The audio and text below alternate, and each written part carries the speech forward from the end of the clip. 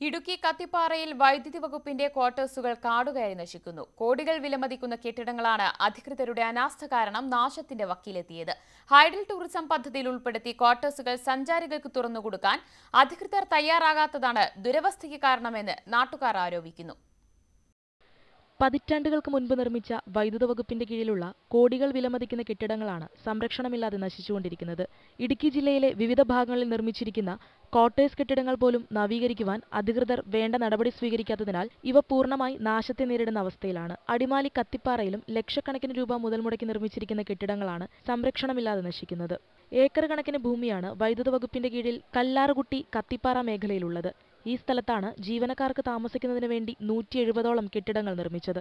വർഷങ്ങൾക്ക് മുമ്പ് കരിങ്കൽ ഭിത്തിയിൽ നിർമ്മിച്ചിരിക്കുന്ന കെട്ടിടങ്ങൾ യഥാസമയം അറ്റകുറ്റപ്പണികൾ നടത്താത്തതാണ് കാടുകയറിയും ചിതലരിച്ചും നശിച്ചിരിക്കുന്നത്. ഇടുക്കി ജില്ലയിലെ ചിത്തിരപുരം, വാഴത്തോപ്പ്, പാമ്പള, കരിമ, വെള്ളത്തൂവൽ തുടങ്ങിയ മേഖലകളിലായി വൈദ്യുത വകുപ്പ് പല ഘട്ടങ്ങളിൽ നിർമ്മിച്ച കെട്ടിടങ്ങളുടെ അവസ്ഥയും മറ്റൊന്നല്ലെന്ന് നാട്ടുകാർ പറയുന്നു. വെള്ളത്തൂവലിലും കല്ലാറുകുട്ടിയിലും അടക്കമുള്ള മേഖലകളിൽ ഹൈഡൽ ടൂറിസം ഡിപ്പാർട്ട്മെന്റിന്റെ നേതൃത്വത്തിൽ ടൂറിസം പദ്ധതികൾ നടപ്പാക്കി നാശത്തെ നേരിടുന്ന കെട്ടിടങ്ങൾ നവീകരിച്ച് സഞ്ചാരികൾക്കായി തുറന്നു നൽകിയാൽ പ്രതിമാസം ലക്ഷക്കണക്കിന് രൂപയുടെ വരുമാനമുണ്ടാക്കുവാൻ സാധിക്കും. എന്നാൽ അധികൃതരുടെ കടുത്ത അവഗണനയിൽ കോടികൾ മുടക്കി നിർമ്മിച്ച കെട്ടിടങ്ങൾ പൂർണ്ണ നാശത്തെ നേരിടുകയാണ്. ന്യൂസ് 18 ഇടുക്കി.